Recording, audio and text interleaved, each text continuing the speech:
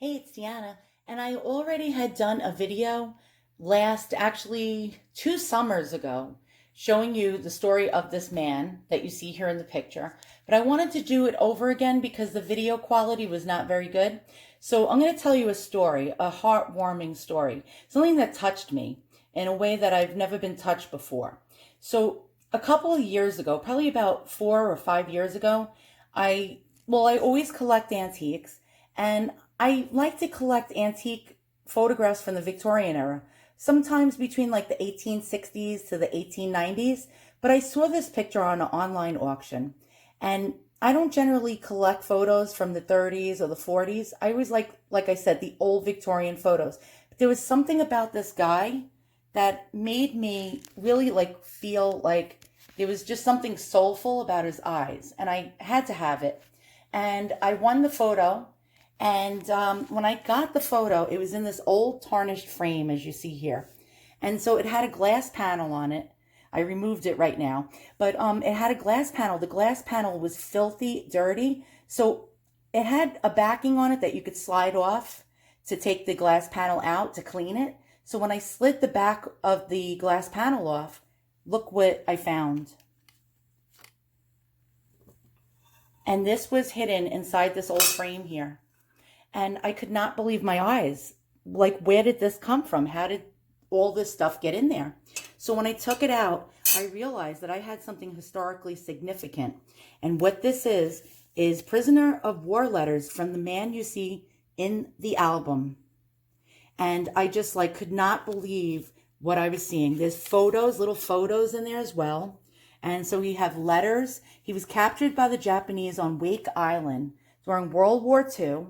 And he was a civilian contractor that was helping to build the base. And he was on that base with the Marines. And so thus this begins the story of Charles Austin Moe. So on Wake Island in 1941 were a group of American civilian contractors and Marine Corps soldiers. And the Japanese actually did like a sneak attack and actually could not keep up with the Americans. The Americans, fought it out for 16 days until they ran out of artillery, they ran out of jet fighters, they ran out of food, but they would not give up. The civilian contractors joined the Marines and fought with all their might to stave off the invasion of the Japanese, but unfortunately they could not keep them away for long. And they were taken prisoner of war.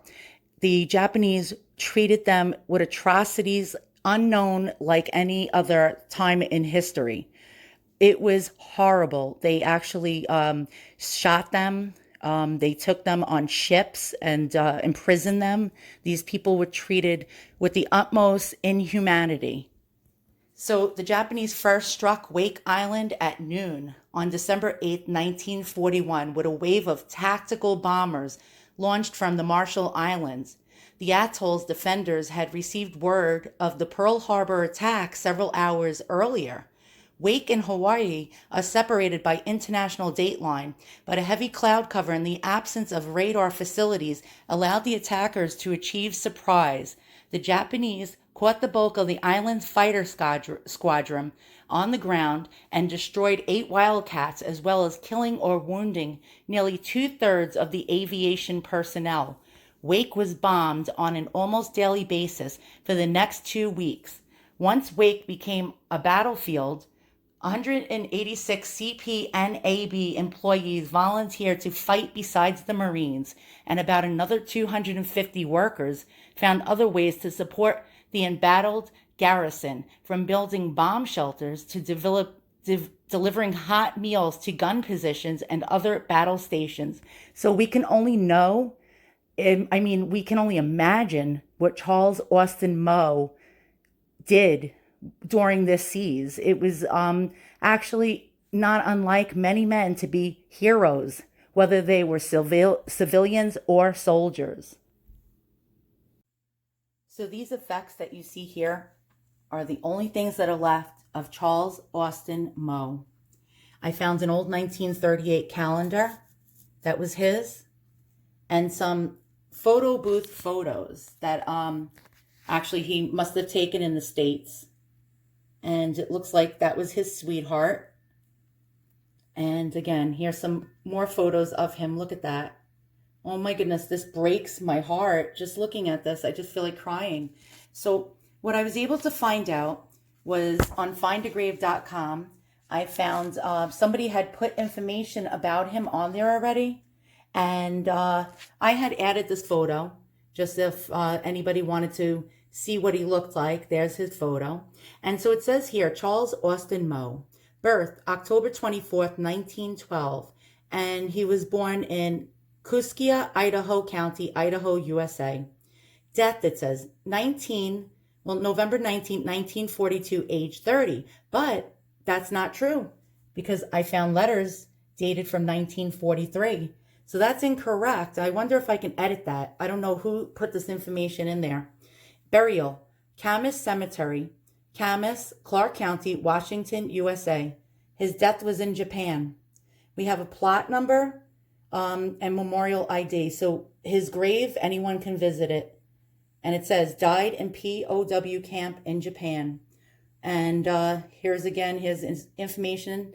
It says grade civilian, service branch civilian, arm or service bureau of yards and docks, area served the Pacific Theater, Guam, Wake Island, detaining country, Japan, camp, Osaka main camp, Chico, Osaka. Now that's also not entirely true because we have his prisoner of war letters and he was also being held in Shanghai War Prisoners Camp. And it says status, died as prisoner of war. Now what I found out by doing further investigation is he died in 1943 of pneumonia while being housed in the prisoner of war camp. That was so sad. I mean, my goodness. Here's his family members. Now, I tried to find somebody I can contact in his family, and apparently all these people have died, and I can't find any information to try to find any remaining family members, maybe cousins or so, but there's nobody. So I'm going to actually read you his prisoner of war letters right now. Okay, so this one was sent to his family. Mr. and Mrs. C.R. Moe, Grants Pass, Oregon, and dated June 1st, 1942. Dear Dad and Mother, we'll write a few lines and let you know that I am feeling fine. Now, when you see that, they were censored. The Japanese forced them all to write that everything was okay, and if they didn't, they would be killed. So everything was censored. So he had to sound hopeful in his letters, which is really unbelievable what the Japanese did to these people. So it says, Dear Dad and Mother, we'll write a few lines and let you know that I am feeling fine. I have been cutting wood for the kitchen and also building fires. That is my job here. It's a joke on me, for I'm right back to the same job as when I left. We get 3 meals a day, cigarettes every 2 days. We have nice barracks to stay in, although it was cold to us after the island heat. That is about all there is to write, so we'll close, hoping this finds you well and worry-free. You may write to the enclosed address, but be sure it is personal matters only.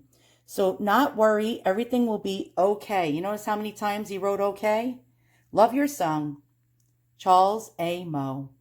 Barracks number 5, Shanghai War Prisoners Camp, Japanese Field Post Office 106, Central China.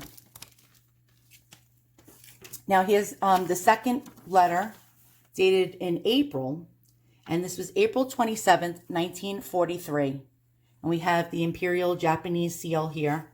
Again, Shanghai War Prisoners Camp. And he was in barracks number 3 this time. Actually, section 3. And here's what it says. Dear Dad, Mother, and all, once again, through the kind permission of the Japanese, you see how he had to toot their horn and make it sound like they're so wonderful? When meanwhile they were torturing these poor prisoners, They were so horrible to them. Once again, through the kind permission of the Japanese, we are allowed to write letters home again. I am very grateful, and so I write again to you. I do so hope that you have received a letter from me by this time. Things are beautiful here now, but it doesn't take the place of home. I would give anything to be back with you all once again. I miss the hills and all that is home, but it won't be too much longer before I will be back. I am well and feeling fine.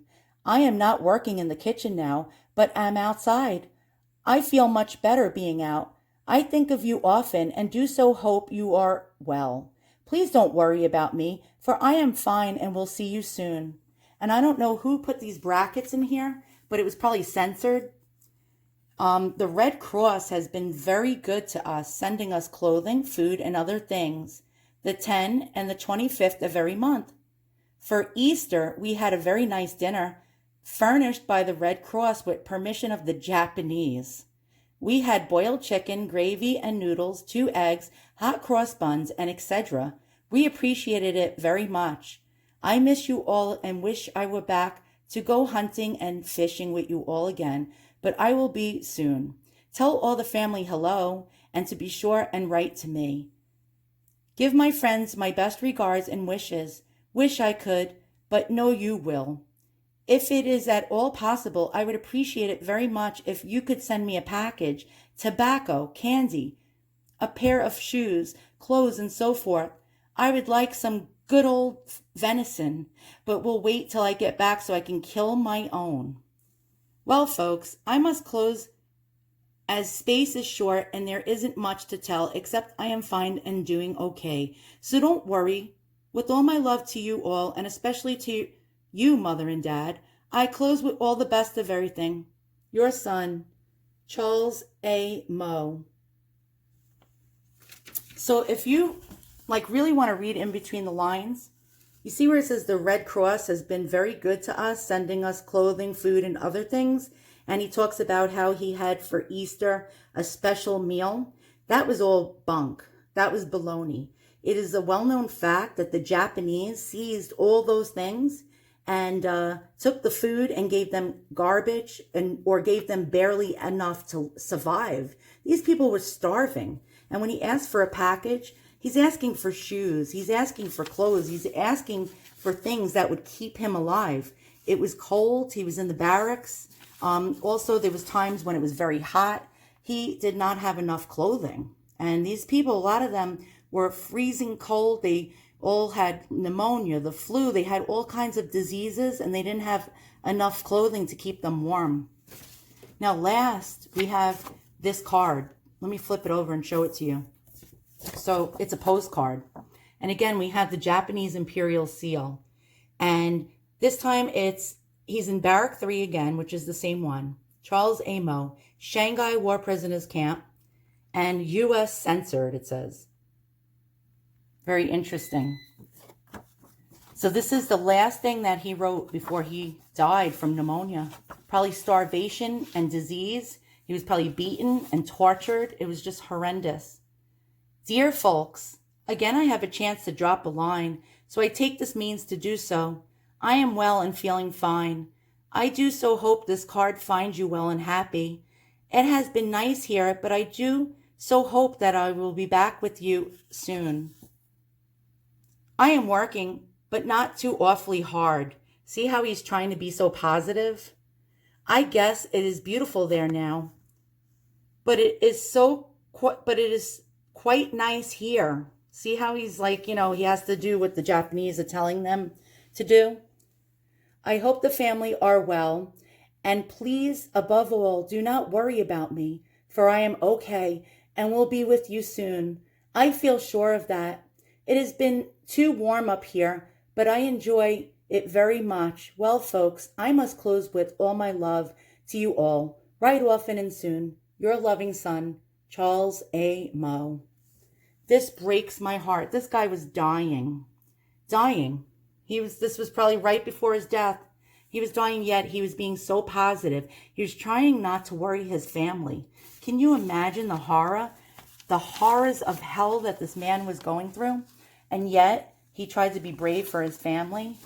And you can tell the longing in his letters. He was longing to be home again, longing to go fishing, longing to see America again. And he never got to see it, never again. So once again, I hope you like my video. If you do, please give me a thumbs up and a subscribe. And please say a prayer for this man who is so brave and actually, deserves some kind of like medal or some kind of award from America, almost as if he was a soldier, even though he was a civilian. Thanks so much for watching.